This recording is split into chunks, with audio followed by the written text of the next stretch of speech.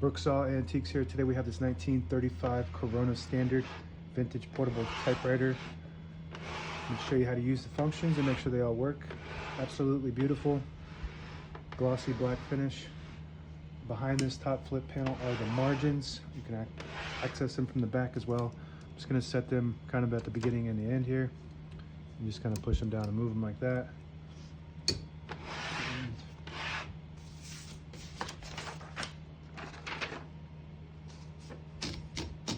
This is the paper bail. It flips up in the front like this and holds the page down. It's got two rollers that are adjustable.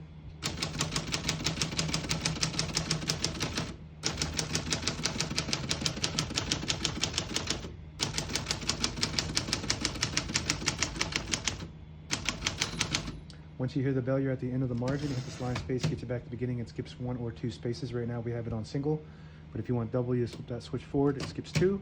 We're going to keep that on single for now and finish typing. As you can see, all the keys type nice and none of them skip or stick. I'll type a sentence in red on the next line and switch from black to red. There's a switch on this right side here. You flip it up, press the bottom portion of the ribbon.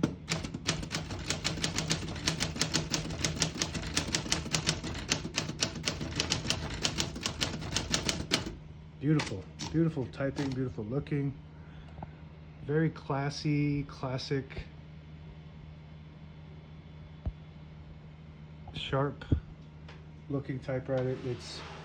If I was to reproduce a typewriter, this would be the main model that I would use. I just love this model. Very popular. It's got the flat top, glossy black, and the keys very big and just, I don't know, just the look of it is classic.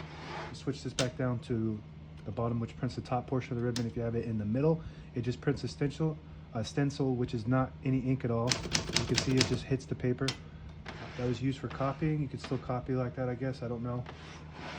To pull the page out easy, there's a switch right by the knob here. Flip it forward and it unlocks the rollers underneath the platen, allowing you to pull the page out easy or load thicker paper like carbon copy or cardstock. Make sure you flip that back before you load the next page or else it won't load correctly. Shift on each side and the shift lock on the left. To clear that, just hit the shift button again. Backspace on the right side here. And below that is the margin release. When you get to the end of the margin, there is a block that won't let you type. But if you hit that margin release, you can type all the way to the end. That works good. Hood opens from the front there. Car hood. All the brand new ribbon is loaded on this left side, so it's pulling to the right. If you want to switch that direction, you flip that switch up here where my thumb is, and it'll pull counterclockwise to the left. I'm going to keep that pulling to the right for now. Touch control on the inner left side here. The higher up you go, the more tension there is when you hit the keys, and the lower you go, you don't have to hit the keys as hard, but they don't respond as fast. I accidentally flipped that switch back and put it where it's supposed to be.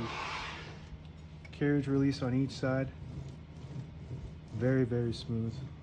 Behind the knob here, if you couldn't see that. Absolutely smooth. And this one's behind the knob too. And if you pull the knob out, it'll disable the spacing so you can get to an exact spot on the page. Push it in, get the clicks. Each one of those clicks is 1 space. And that's it. Now available on eBay or Etsy. Search Brooksaw Antiques.